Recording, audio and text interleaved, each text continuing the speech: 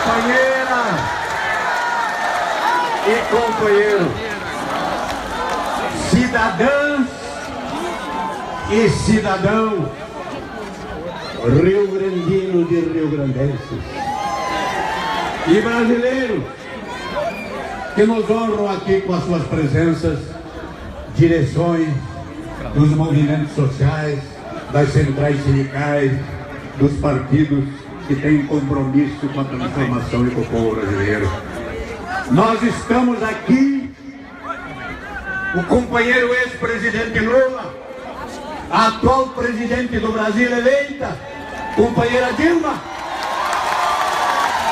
para defender o polo naval do Rio Grande, e do Brasil.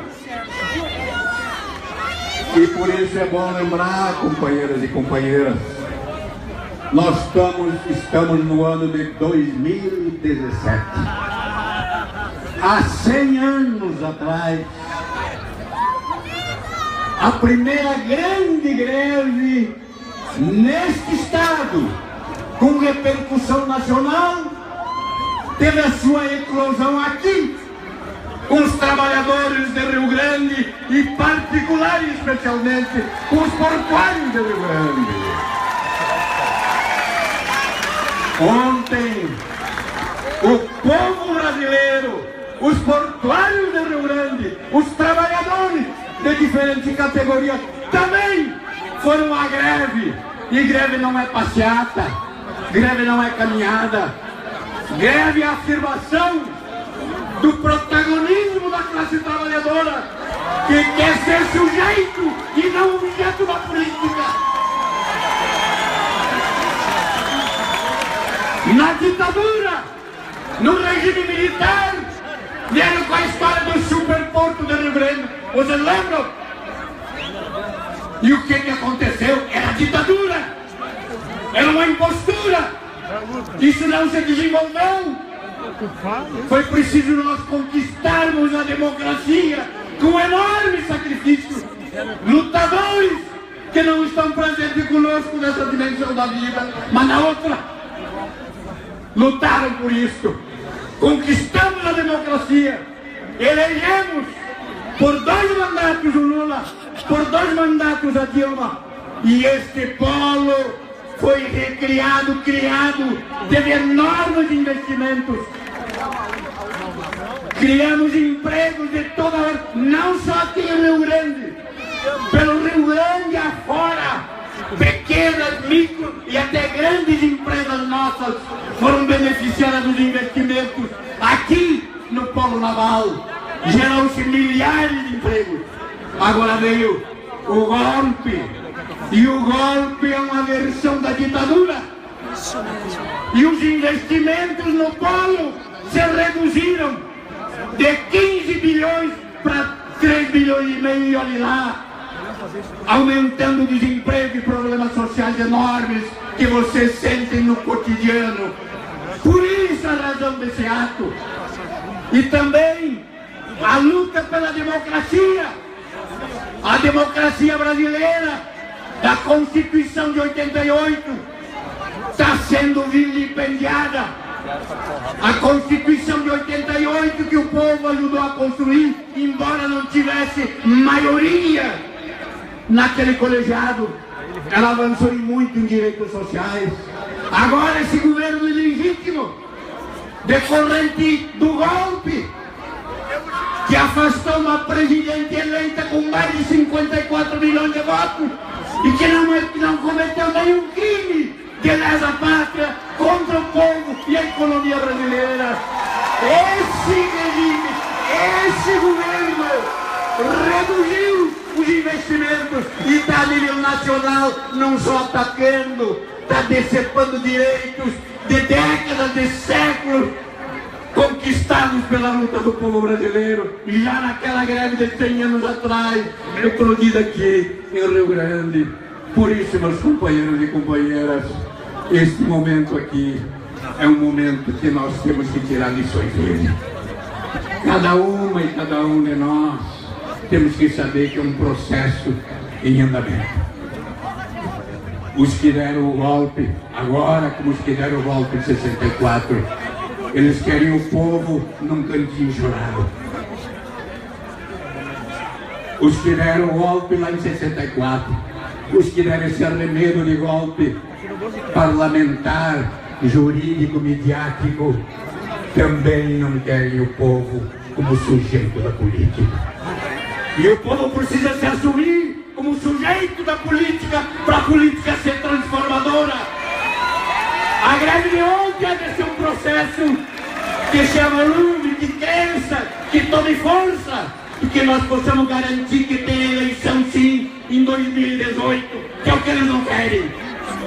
Para nós retomar investimentos na indústria naval brasileira e, por consequente, criando desenvolvimento integrado, integrador na região, no estado, afirmando a presença importante do Rio Grande, a presença.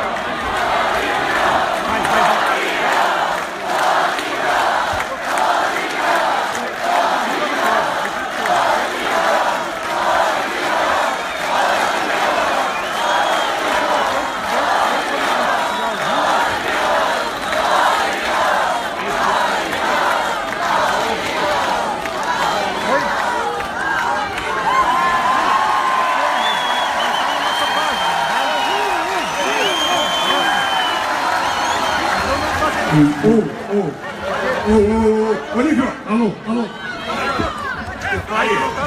Alô. Eu já estava agradecendo os companheiros, né, por me chamarem a atenção, porque o tempo já se excedeu. Mas este polo, companheiro naval, é uma ponta da indústria naval brasileira e tem outros pontos estratégicos no país. Esse está sofrendo mais do que outros pontos, mas todos eles estão tendo as suas atividades reduzidas. Nós precisamos retomar um processo que só pode vir com a gente garantindo a democracia que foi interrompida pelo golpe, com eleições diretas já no ano que vem, com um programa de desenvolvimento sustentável, com um programa de desenvolvimento que tenha no ser humano a principal causa da sua ação integrada, que articule o Brasil com a América Latina, e aqui Rio Grande é um polo estratégico no Mercosul, com o mundo, inclusive. Por isso, companheiros e companheiros, boa luta! Retomando com Lula e Dilma uma caminhada já semeada, que essa semeadura frutifique daqui para diante, e só pode frutificar com a democracia reconquistada e qualificada. Boa luta, companheiro! Levanta a mão, povo guerreiro! Que loucura! Eu quero vermelhão no fundo! Quero energia! Quero bandeira! Que loucura, que energia! Olha aqui, ó, pessoal! Eu quero muita atenção, quero vermelhão, eu quero muita alegria, muita disposição, porque vai chegar uma hora muito importante. Vai falar agora uma mulher que, assim como eu, cada um e cada uma está aqui, votou para ser presidente. Essa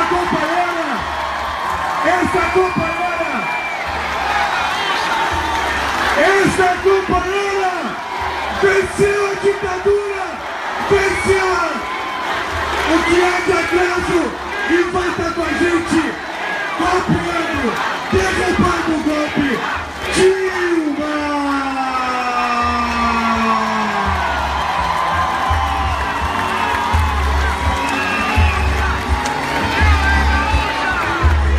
Um abraço a todos os gaúchos e as gaúchas aqui da metade sul do meu Rio Grande.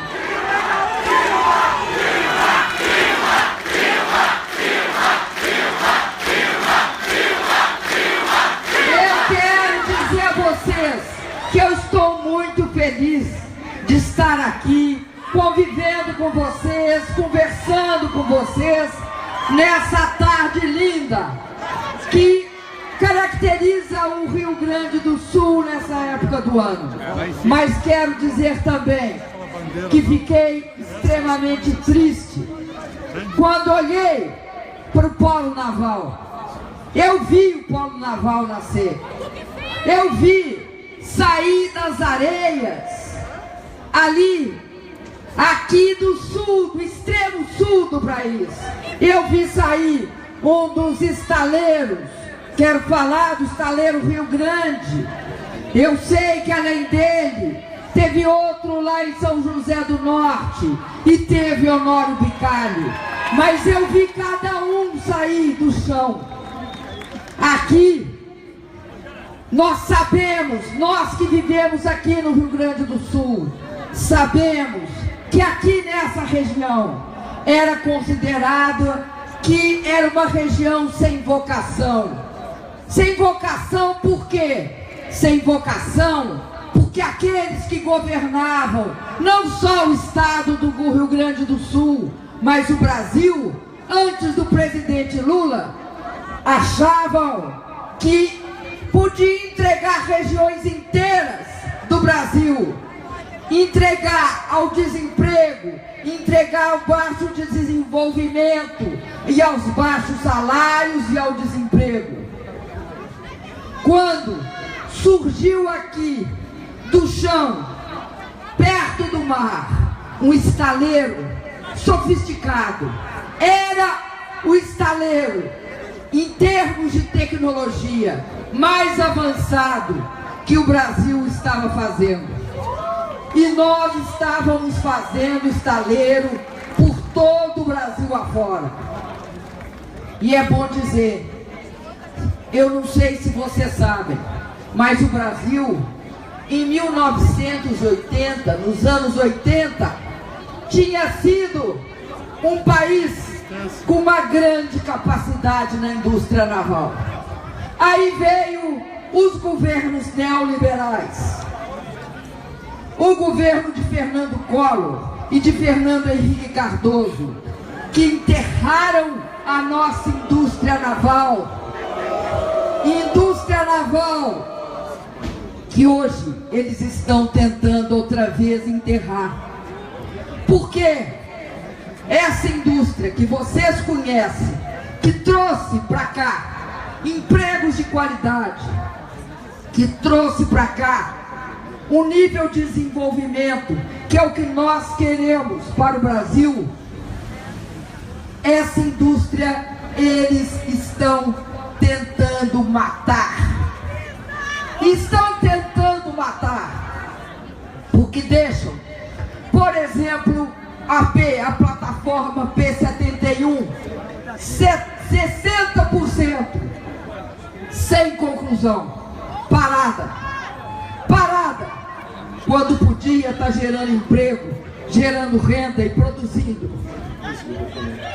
Porque eles têm uma visão de entregar o Brasil, de vender o Brasil. Esse país que nós construímos e que nós, neste tempo todo, vimos crescer, sofreu um golpe de Estado. Eu fui afastada sem crime de responsabilidade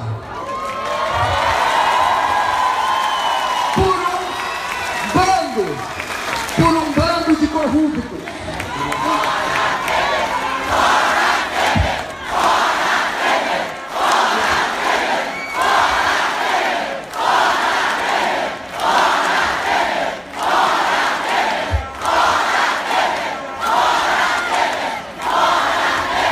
Um golpe que tem na Rede Globo de televisão seu principal partido. Um golpe que tem um objetivo muito claro: enquadrar o Brasil social, economicamente, no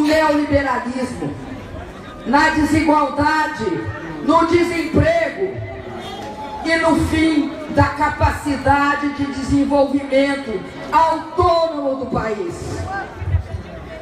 O polo naval foi construído com base numa visão generosa, uma visão de Brasil, uma visão de soberania. Tudo o que pode ser construído no Brasil deve ser construído no Brasil para gerar riqueza, renda, trabalho. Esse polo naval era uma afirmação da nossa soberania. Era e é. Nós todos, brasileiros, não importa se aqui do Rio Grande, se do Rio Grande do Sul ou de qualquer estado deste país imenso, temos de nos importar com o que estão fazendo com o polo naval. Porque aqui se gerava uma coisa importantíssima: a capacidade do nosso país se transformar, não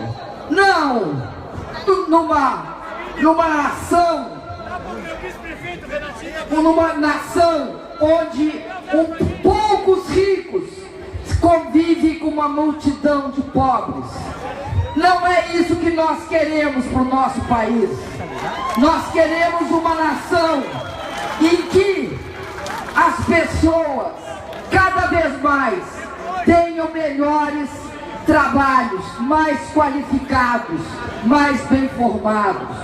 Por isso que o polo naval aqui trazia para nós um caminho, esse caminho de esperança de um Brasil soberano que eles estão destruindo.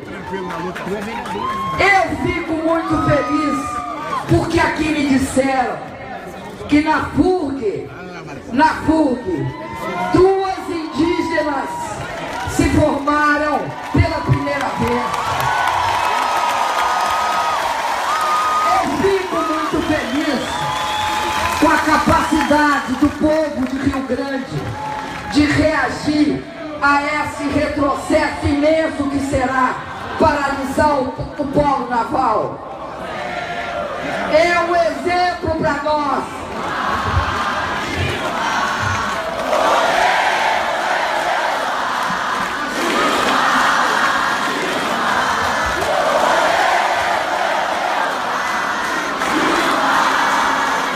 Obrigado pelo intervalo.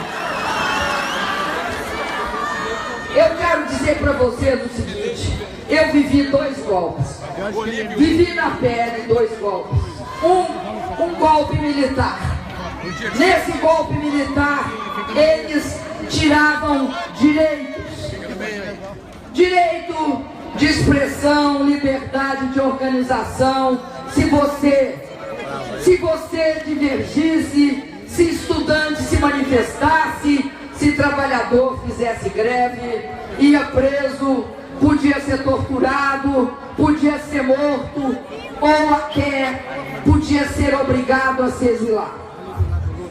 Esse golpe parlamentar que nós estamos vivendo, ele não tem as mesmas características.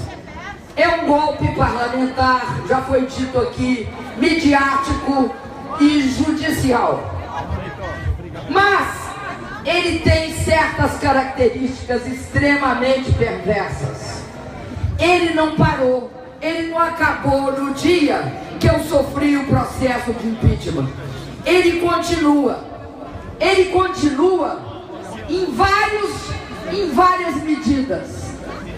Uma das medidas é o fim do polo naval, porque é um golpe contra a soberania do país. Outra medida é essa reforma, entre aspas, esse retrocesso que eles estão querendo impor à Previdência. Outra medida desse golpe é a terceirização, transformando todo o mercado de trabalho do nosso país, fazendo com que, em qualquer atividade, não tenha nenhuma barreira à terceirização, com isso reduzindo brutalmente os salários e a segurança do trabalhador. É um golpe contra a CLT. E por que isso? Por quê? Por que eles deram um golpe? Eu já disse, para enquadrar o Brasil. Mas por que usaram esse meio para enquadrar o Brasil? Podiam ganhar a eleição, mas eles não são democráticos, porque eles perderam 4 vezes. 4 vezes! Sem golpe! Nenhum brasileiro ou brasileira, nenhum brasileiro ou brasileira votaria essa perda de direitos, esse ataque à nossa soberania. Abrir as terras brasileiras, terras férteis, para qualquer estrangeiro comprar, desnacionalizando o território. Abrir os céus para qualquer companhia internacional voar aqui sem exigir nenhuma contrapartida.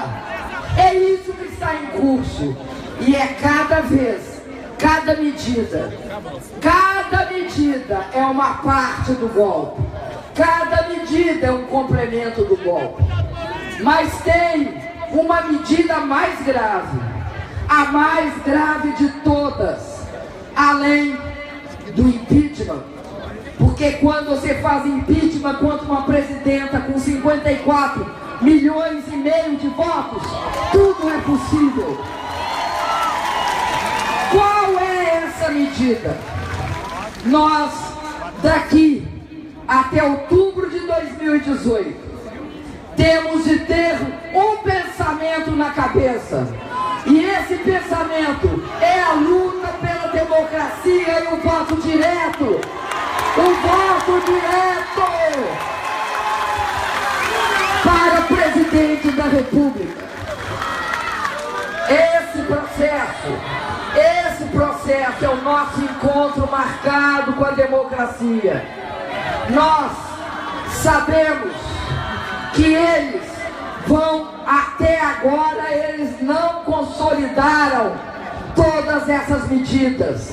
O Fórum Naval ainda tem volta. Os nossos direitos nós podemos pegar de volta. O que nós não podemos deixar que aconteça é que eles se consolidem no poder. E aí tem um jeito, é eleição, é eleger seu presidente. E nós não podemos deixar que eles ganhem no tapetão. Nós temos de saber que não tem vergonha nenhuma em perder a eleição. Para um país, qualquer cidadão ou cidadã brasileira pode perder a eleição e não ter nenhuma desonra nisso. Agora, tem imensa desonra para cada um de nós se eles tentarem falsificar esse processo eleitoral, impedindo Luiz Inácio Lula da Silva de ser candidato. Não me interessa por que meios, mas isso desonrará cada um de nós. Isso será uma afronta ao nosso direito de voto. Será uma quebra muito forte dentro de um país democrático, dentro de um país que sempre aprendeu que a democracia, quando tem, nós, povo brasileiro, ganhamos. Quando ela se fecha, nós perdemos. Por isso, eu encerro as minhas palavras dizendo que a democracia é o nosso caminho para o Brasil voltar a crescer, gerar empregos e a gente pegar nossos direitos de volta. Abração para vocês.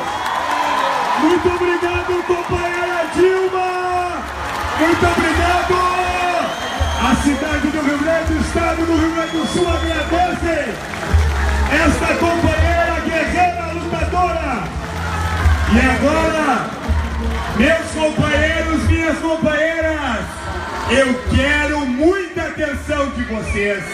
Eu quero cada homem e cada mulher um sorriso no rosto para escutar este guerreiro que venceu a fome, venceu o preconceito, venceu as elites. O Obama tinha razão, ele é o cara, o nosso Luiz Inácio Lula da Silva.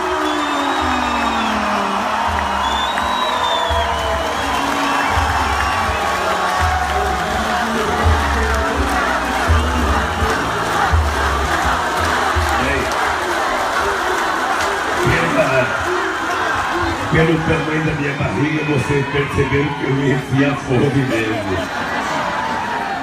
Eu quero, primeiro, dizer ao povo do Rio Grande do Sul, estado que eu visitei pela primeira vez em 1975, a convite do então presidente do Sindicato dos Bancários de Porto Alegre, Olívio Dutra, e eu, recém-eleito presidente do Sindicato dos Metalúrgicos Soberanos do Campo, onde conheci também o Tarso Genro como advogado do Sindicato dos Bancários de Porto Alegre. Eu, quando vim a primeira vez a Porto Alegre, eu recebi uma informação de um companheiro importante que os mais velhos aqui conheceram, o companheiro Walter Barelli, que era diretor técnico de ERV, que eu ia conhecer o povo mais politizado do Brasil, que era o povo gaúcho. E eu voltei, depois de passar 2 dias em Porto Alegre, eu voltei fascinado com o grau de discussão política que acontecia em Porto Alegre. E voltei desejando que o Brasil inteiro pudesse ser um Estado politizado, resultado de uma história, sabe, que tinha pessoas importantes, sobretudo ligadas ao trabalhismo, pessoas que ajudaram a criar o Getúlio Vargas, que depois ajudaram a criar o Brizola, pessoas como o Jânio Castilho, pessoas que ajudaram a criar o Jango.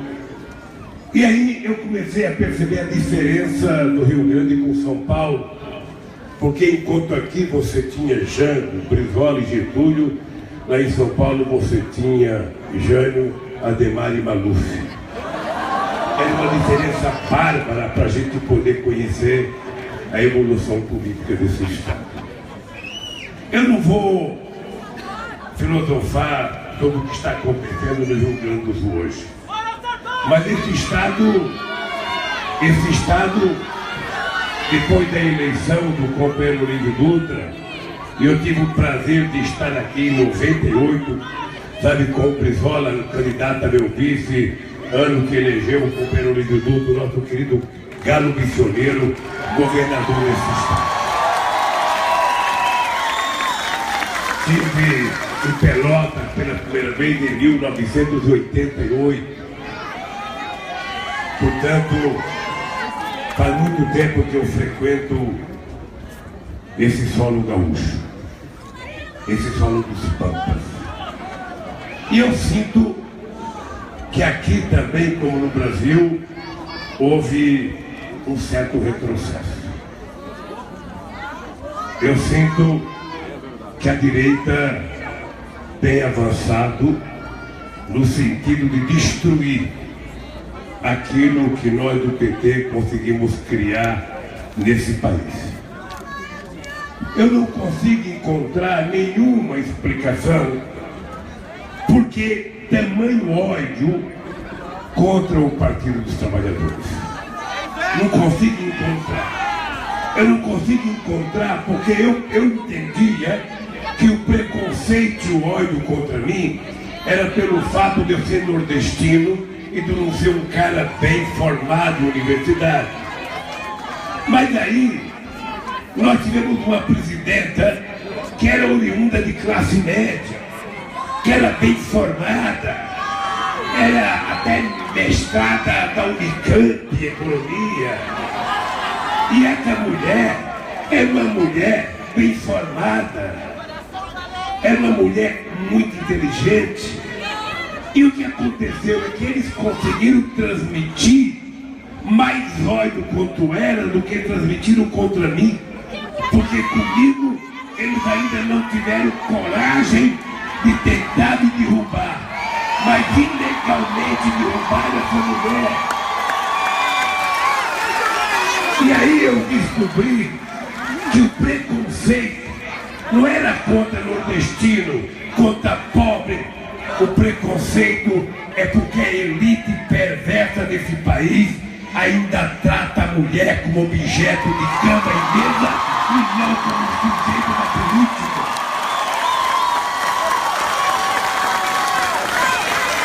Então é preciso que a gente comece a discutir com um pouco mais de competência qual é o papel da mulher na política.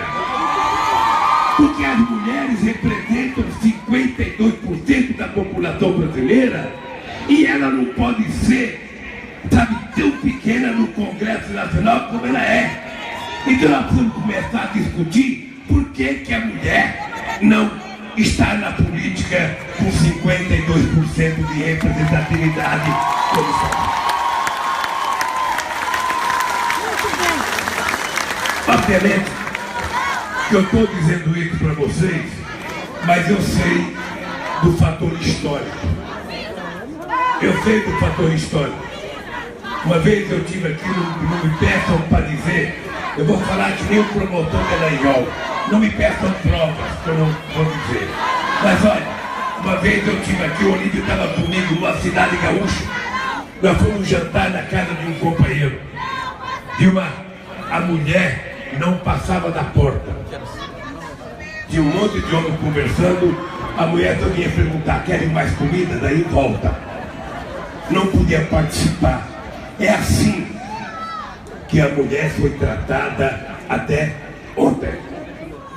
É assim que a mulher foi tratada até ontem. Sindicato era coisa de homem, partido político era coisa de homem, palanque político é coisa de homem, tudo é coisa de homem. Essa é uma coisa histórica desde que a humanidade é a humanidade. E nós precisamos mudar. E não depende dos outros. Não depende dos nossos inimigos, dos nossos adversários. Nós é que temos que mudar. Então nós é que temos que mudar de comportamento. O movimento sindical tem que mudar de comportamento e colocar mais mulher para participar do sindicato. Os partidos políticos têm que colocar mais mulheres para participar dos partidos políticos. As mesas de debate têm que ter mais mulheres, sabe? Então nós vamos mudando essas coisas. E eu acho que o PT foi a iniciação desse processo de mudança. E eu acho que isso é que irritou os nossos queridos adversários. E eles perceberam um momento de fragilidade nossa e resolveram nos dar uma rasteira. Rasgaram a Constituição, inventaram uma pedalada. Também ninguém mandou a Dilma começar a andar de bicicleta lá em Brasília, que deu razão para eles. Fizeram uma pedalada, fizeram a Câmara dos Deputados mandar para o Senado, que mandou a gente para fora do governo. Isso significa que a gente tem que ter ódio? Não. Significa que a gente tem que saber que nós temos neste país a existência cotidiana de uma luta de classe que muita gente achou que tinha acabado nesse país. Tem um tipo de gente que não suporta a ascensão dos pobres. Tem um tipo de gente que não suporta uma menina negra fazer odontologia. Tem um tipo de gente que não comporta e não aceita uma menina da periferia fazer medicina ou fazer engenharia. Tem um tipo de gente que não comporta e não aceita que uma pessoa mais humilde possa pegar um avião numa cidade qualquer e viajar para outro estado. Porque o lugar deles é para andar de ônibus, não é para andar de avião. Tem gente que não suportou os pobres tendo carro. Tem gente que não suportou os pobres tendo computador. Tem gente que não suportou os pobres entrando em restaurantes que antes era só de uma pequena parcela da sociedade. Depois pobre quer se meter a frequentar teatro. Pobre quer se meter a fazer cultura. Pobre quer se meter a comer carne de primeira, a comer peito de frango, a comer picanha, a comer costela não. Isso não foi feito para nós. Pobre tem que comer coisa de segunda. Se comer pescoço de frango, já chegou no limite. E nós provamos, em 12 anos de PT, que é possível mudar a história desse país. É possível mudar a história da sociedade, porque uma nação, ela não é feita pelo seu tamanho territorial. Uma nação não é feita pela sua fronteira marítima ou pela sua fronteira terrestre.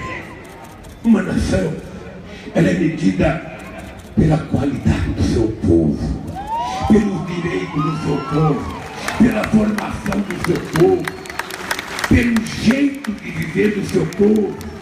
Tem vários símbolos que podem representar uma nação que vai dar moeda à nossa floresta, que vai dar seca aos nossos oceanos. Mas nada representa mais do que é uma nação do que o rosto de cada homem, de cada mulher e de cada criança. Nada representa mais uma nação do que uma criança tomar café, almoçar e jantar e tomar mamadeira de noite antes de dormir. Nada representa mais uma nação do que uma pessoa que nasce pobre, na favela mais humilde desse país, poder sonhar em fazer uma universidade e ver seus filhos serem doutores desse país.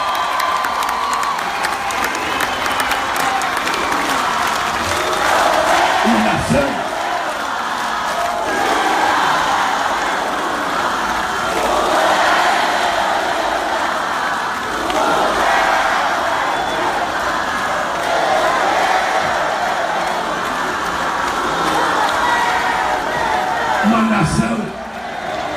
queridos companheiros e companheiras, não pode ser governado por alguém que não sabe governar. Uma nação não pode ser governada por alguém que não entenda da alma desse povo, da cabeça da nossa gente, que não conheça a diversidade cultural desse país, que não conheça as raízes profundas, sabe, do Iapoque ao Chuí. Uma nação não pode ser governada por alguém que, por incapacidade de governar, começa a vender o que esse país construiu para fazer-se uma nação. A Petrobras, ela não é apenas uma empresa produtora de petróleo. A Petrobras é um patrimônio cultural e empresarial desse país, é um patrimônio tecnológico. O Brasil tem um déficit comercial na questão do tráfico marítimo. A gente gasta mais de 14 bilhões exportando coisas para o exterior e importando. Quando nós chegamos no governo em 2003, a Dilma se lembra de uma conversa com o presidente da Petrobras. A Dilma se lembra de quantas brigas eu fiz durante a campanha para que a gente assumisse o compromisso de recuperar a indústria naval brasileira. O Brasil, na década de 50, era a segunda indústria naval do mundo, perdia do Japão. Depois desmontaram a indústria naval. Eu lembro que uma vez eu fui a convite de um prefeito do PT lá em Angra dos Reis. Em um estaleiro que tinha tido mais de 100.000 trabalhadores, tinha 200 trabalhadores. O restante era um metalúrgico, ex-metalúrgico desempregado, vendendo cerveja dentro do isopor nas praias e nas ilhas de Angra dos Reis. E eu assumi o compromisso de recuperar a indústria naval brasileira. Assumi o compromisso de provar que a gente poderia fazer uma indústria naval. O Brasil tem 8.500 quilômetros de costa marítima. Grande parte do transporte brasileiro pode ser feito via, sabe, navio. Para a gente não ficar com um caminhão, sabe, andando 800, 3, 4, 5 mil quilômetros. O Brasil tem uma quantidade de rios navegáveis extraordinária, que pode fazer transporte para a Venezuela, que pode fazer transporte para a Bolívia, que pode fazer transporte com o Equador, que pode fazer transporte com a Colômbia. Então, um país que quer ser uma nação soberana, ele tem que ter um projeto de desenvolvimento. Ele tem que definir qual é as áreas que ele vai desenvolver. E eu lembro que na época o presidente da Petrobras, que já morreu, Francisco Grosso, disse que eu estava mentindo quando eu dizia que a gente tinha competência de recuperar e de fazer uma indústria naval. Ele disse que a gente não tinha competência e que a gente não tinha tecnologia. Eu fui no clube de engenharia do Rio de Janeiro, eu fui discutir com a Petrobras, eu fui discutir com os trabalhadores metalúrgicos, e eles provaram, a gente tem competência para fazer estaleiro. Eu lembro que eu fui conversar com o presidente da Petrobras, meu amigo Zé Eduardo Dutra, que já morreu. Eu lembro que eu fui conversar com ele e dizia, mas presidente Lula, a Dilma estava presente, você sabe, presidente, sabe que a gente não pode fazer porque custa 100 milhões de dólares mais barato fazendo na China. Eu falei, companheiro Zé Eduardo Dutra, pelo amor de Deus, você tem que imaginar que eu não estou só pensando na Petrobras, eu estou pensando no Brasil. Não é o Brasil que é da Petrobras. A Petrobras que é uma empresa desse país e precisa trabalhar pensando no país. E eu comecei a perguntar, eu estou até preocupado, porque o Moro deve estar vendo meu discurso aqui. É verdade, o Delayol também. E eles não estão tentando me julgar por corrupção, é pelo jeito de governar esse país. Então, mas eu vou continuar. Como diria o Fidel Castro, a história não absolverá.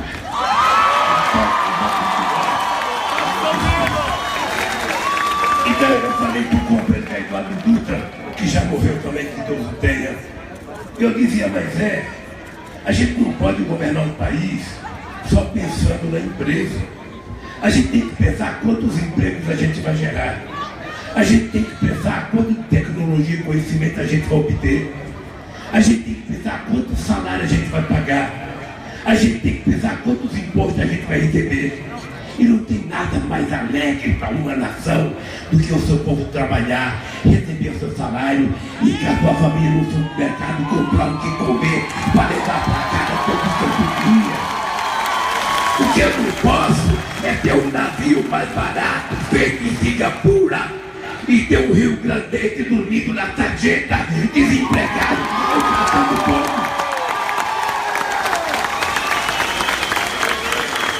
É por isso que eu vim aqui. Eu tinha vontade de vir aqui porque antes de eu ser presidente, eu vinha a essa região aqui e os políticos mesmo, os gaúchos, os políticos que eram candidatos a presidente, viviam dizendo, a metade sul acabou. Eu nem sabia bem o que era. A metade sul acabou. A metade sul não tem mais jeito. A metade sul faliu. A metade sul, puta merda, eu falei, essa metade sul parece que é a pior coisa do planeta. Aí eu cheguei, conheci Pelotas, conheci Rio Grande, conheci outra região. Eu falei, puta, isso aqui perto da minha Garanhuns é uma região rica. Como é que isso aqui acabou? Como é que isso aqui acabou? E a Dilma sabe porque ela é um pouco mineira, um pouco gaúcha, um pouco metade do sul, um pouco Porto Alegre, mas ela me ajudou a fazer tudo que eu fiz. Eu devo muito a essa companheira o sucesso do meu currículo, porque ela me deu uma coisa que alguém precisa ter para governar: tranquilidade. Eu dormia toda noite sabendo que tinha alguém cuidando das coisas que eu pensava que ia fazer. Não adianta alguém tentar fazer qualquer intriga minha com a Dilma, que não tem intriga minha com a Dilma em momento algum da nossa história. Eu sei o que ela fez por esse país. Então veja, eu falei, bom, nós vamos reconsertar essa tal da sua metade sul. Sabe? Na campanha presidencial tinha candidato de outros estados, que é para televisão com uma sabedoria, porque a metade estuda, a metade estuda, a metade estuda. Eu olhava o mapa e só via um sul, não via dois sul, não estava dividido. Aí o que é que nós fizemos? Ô Dilma, você sabe que essa metade sul, aqui nessa cidade que faz parte da metade sul, nós dobramos, ou mais do que dobramos, o número de estudantes universitários.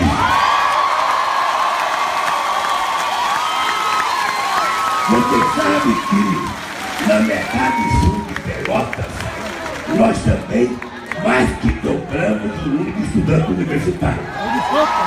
A Universidade dos Pampas, a Unipampa, nos 10 campos dela, já tem mais de 20 mil estudantes e o piloto reitor está ali em cima.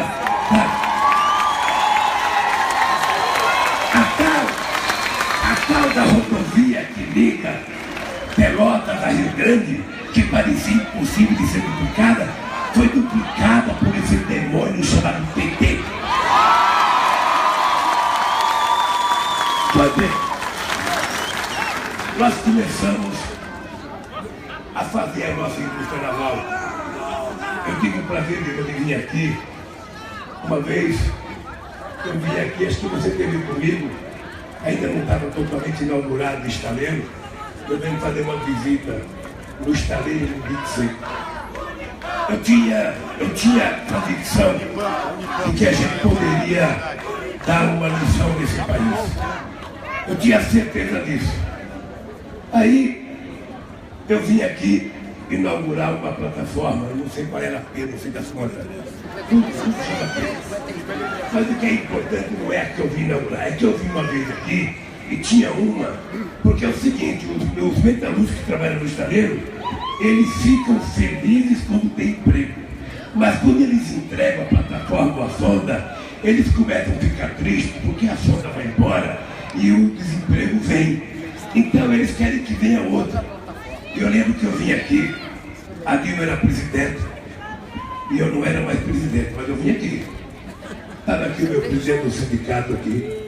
Não, aquela você não estava junto não, é uma que eu fiz um discurso dizendo o seguinte, ó, o pessoal estava reivindicando. Hein? A saída da 58, mas tinha duas para entrar. E aí o pessoal ficava reivindicando. E eu falava, eu não posso falar porque eu não sou presidente, como é que eu vou falar com ele? Aí eu lembro que eu falei o seguinte, olha, ô gente, se eu conheço a alma da Dilma, e se eu conheço o coração da Dilma, ela vai trazer para cá as duas plataformas. E uma semana depois, o teu coração e a plataforma. E essa região, com as universidades, essa região com os estaleiros, essa região tem um custo extraordinário. O orçamento saiu de 200 milhões para 700 milhões. O nosso companheiro Alexandre, o prefeito, sabe quanto cresceu. E ele sabe efetivamente que a gente pode recuperar isso. Então eu vim aqui, eu estou vendo, eles estão vendendo a Petrobras, estão vendendo isso, vendendo aquilo. Olha, imagina se o cara cai e não consegue dar conta do recado e vai mandar alguém vir fazer por ele. Olha, esses caras deram um golpe na Dilma dizendo que ia melhorar o país e eles até agora só pioraram o país, porque eles não fizeram uma reforma em nada, eles estão demolindo.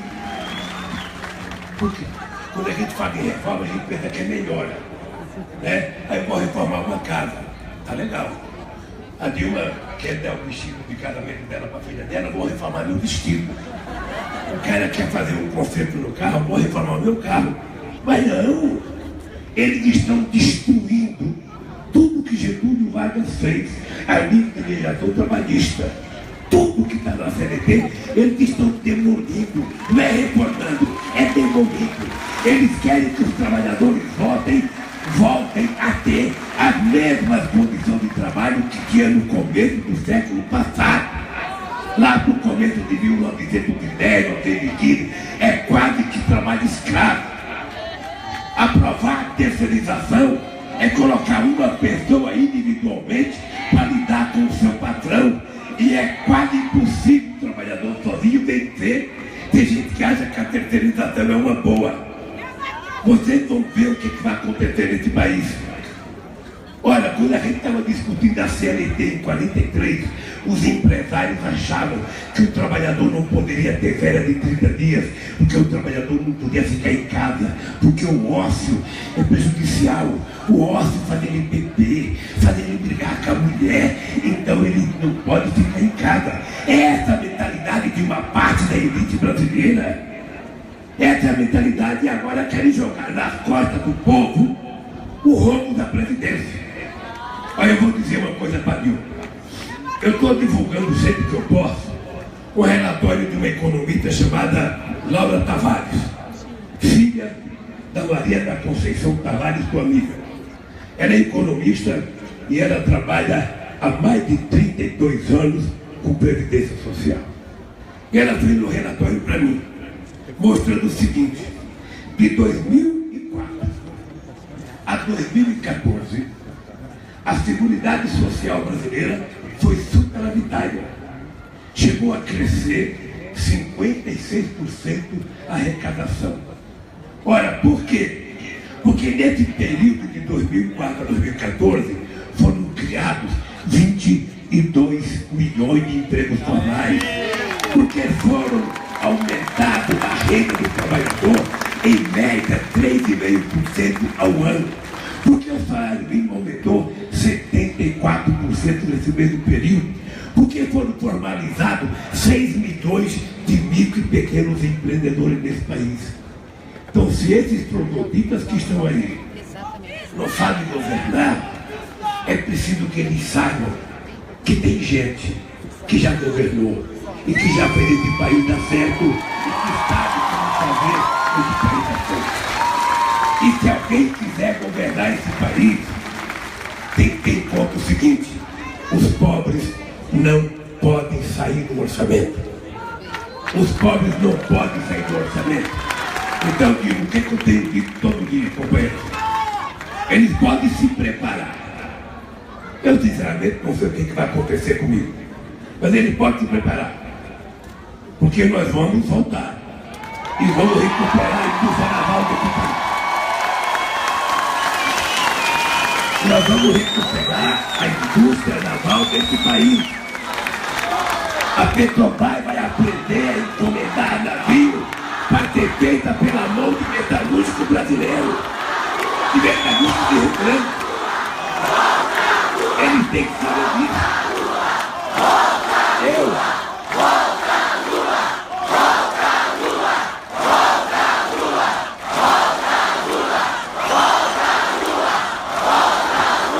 Eles têm que saber que a Petrobras vai voltar outra vez a ser do povo brasileiro, que a partilha vai voltar a acontecer, que a Petrobras vai ter privilégio na exploração do petróleo. E eles têm que saber que o petróleo é do povo, não é das multinacionais que vem explorar o nosso petróleo aqui. Eles têm que saber que o BNDES vai voltar a ser Banco de Desenvolvimento. Eles têm que saber que o Banco do Brasil não vai mais fechar a agência, vai abrir a agência e vai ter um banco para emprestar dinheiro para o pequeno e médio produtor rural. Eles têm que saber que a Caixa Econômica vai voltar a ser banco público. Eles têm que saber que nós vamos regular os meios de comunicação. Eles têm que saber. Adianta.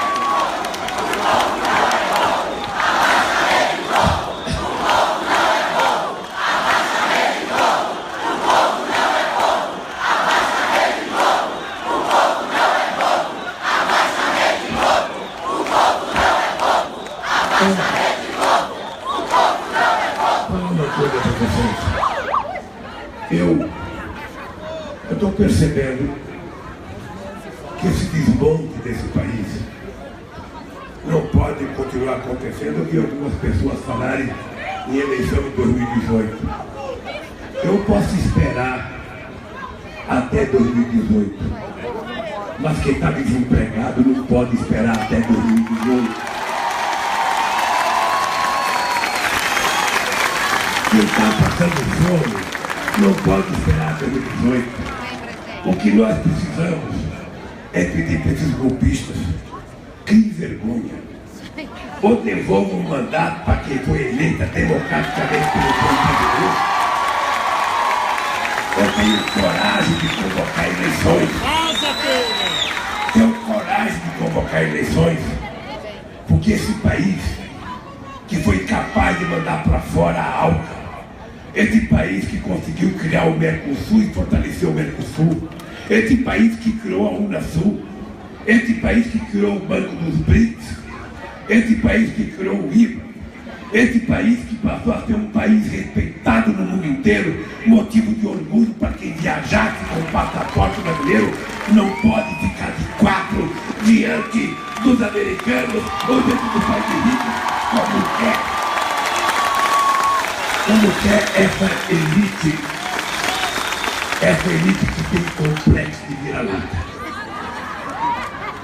complexo de pequenez. Eu sou uma pessoa que não tive as condições que eu achei que eu deveria ter, mas Deus dá coisas diferentes para as pessoas. Eu sou um homem que agradece a Deus todo dia. Se tem um cara que tem que agradecer a Deus, sou eu. Sabe, sou eu, porque sair de onde eu saí, chegar onde eu cheguei, é só obra de Deus. Só obra de Deus, não tem outra. Então, e essa companheira aqui, e vocês, obviamente, que eu não estou contente aqui, não fazia nada, nós queremos provar que esse país pode voltar a ser um país grande, pode voltar a ser um país que cresça economicamente, um país que gere emprego, um país que distribua renda, um país que garanta o processo de educação para esse povo. Não tem nada mais sagrado para uma mãe. Eu estou falando aqui não como mãe, mas como pai que teve 5 filhos. O filho, ele não quer um carro de herança, ele não quer uma casa de herança. A coisa que a mãe mais deseja para o filho é que ele tenha uma universidade, uma profissão. Eu não pude fazer, mas quando eu encontro uma menina negra, com um papelzinho na mão dizendo Lula, eu estou fazendo odontologia, eu já poderia morrer de felicidade, de alegria, porque é para isso que a gente quis governar esse país. Por isso, companheiros e companheiras, eu quero me despedir de vocês, porque o aeroporto, é verdade, que é o aeroporto de Rio Grande, no governo da companheira Dilma, era o aeroporto que estava em primeiro lugar para receber iluminação. Era o número 1. Agora que tiraram a Dilma, ele saiu da relação. Então eu tenho que sair daqui, ainda com a luz do sol, senão eu não consigo chegar a São Paulo hoje. Então eu queria dizer ao povo do Rio Grande do Sul, eu queria dizer aos metalúrgicos do Rio Grande do Sul, eu queria dizer aos meus companheiros deputados, parceiros do PT e aliados, eu queria dizer para vocês uma coisa. Quando a gente chega na minha idade, a gente não sabe mais quanto tempo a gente vai ter paciente. Todo dia a gente acorda de manhã, tem que agradecer a Deus por acordar. E depois de deitar, a gente vai deitar, agradece a Deus por chegar na terra e deitar. E no dia seguinte agradece outra vez. Tá? Vocês um dia vão ter 70 anos de idade, 71. Eu estou com 71, mas vocês estão percebendo. Tem 90. Vocês estão percebendo que eu estou com um jeitinho de 30, não estou? Deixa eu falar A única coisa que eu posso garantir para vocês, companheiros, a única coisa que eu posso garantir para vocês, eu estou pedindo a Deus para ir fazer o meu depoimento de 10. Porque é a primeira chance que eu tenho de falar o que eu penso de tudo isso que está querendo comigo. A segunda coisa é que a Globo descubra logo o candidato dela. Porque ela está tentando escolher um candidato. E eu que não queria mais ser candidato, se a Globo escolher um candidato, eu terei o imenso prazer de ser candidato para derrotar o candidato dele.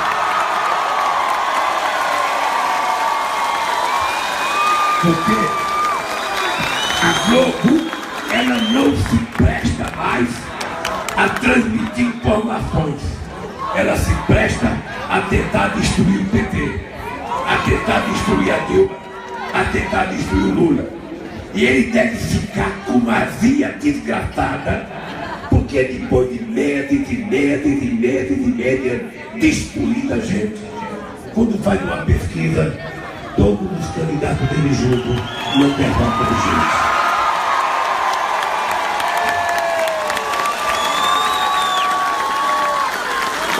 Então, companheiro, eu quero dizer para vocês uma coisa, para terminar. Eu continuo sendo Lulinha Paz do Amor. Tem gente que fala, não está radicalizando, não estou radicalizando. Eu estou apenas me tirando para não apanhar tanto. Porque vocês já viram um político apanhar mais do que eu?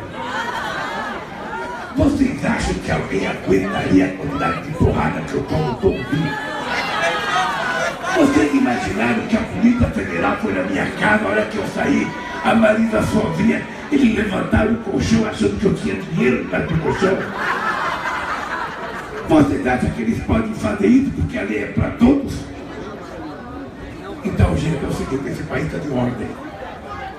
Esse vai ser de alguém que governe esse país.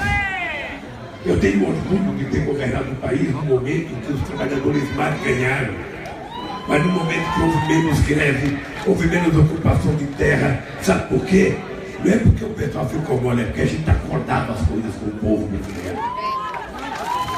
A gente está acordado. A gente não aprovou a Lei Maria da Penha porque a gente não gosta dos homens, não. É porque os homens têm que aprender que mundo foi feito para bater mulher. A gente tem que saber que está crescendo o número de mulheres no mercado de trabalho, mas ainda não cresceu o número de homens dentro da cozinha para ajudar a fazer as coisas. A gente tem que saber disso. E eu agora, que não tem mais a marido, estou fazendo e estou aprendendo. Tá? Não é fácil não, mas estou aprendendo, vou fazer. Então, companheiro, eu queria ter para vocês, olha, eu vou embora.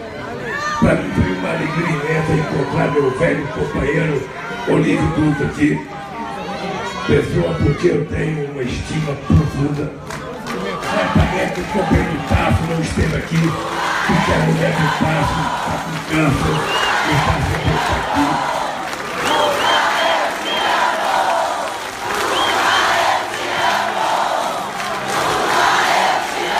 Eu queria para vocês, companheiros, que eu não sei quanto tempo eu tenho pela frente. Mas eu quero dizer para vocês o seguinte: podem ter certeza que na minha idade é difícil a gente mudar o treinamento. Eu quero dizer para vocês, se eu tiver 20 anos ou tiver 1 minuto, será dedicado para a gente recuperar a democracia e para fazer o povo pobre ter direito de comer 3 vezes ao dia, ter direito a trabalhar e a ter direito. Por isso, companheiros, eu vou dar um beijo na Dilma e vocês sintam que eu estou beijando todos os outros mulheres aqui. Um abraço, companheiro, e vamos lutar para recuperar a indústria naval brasileira.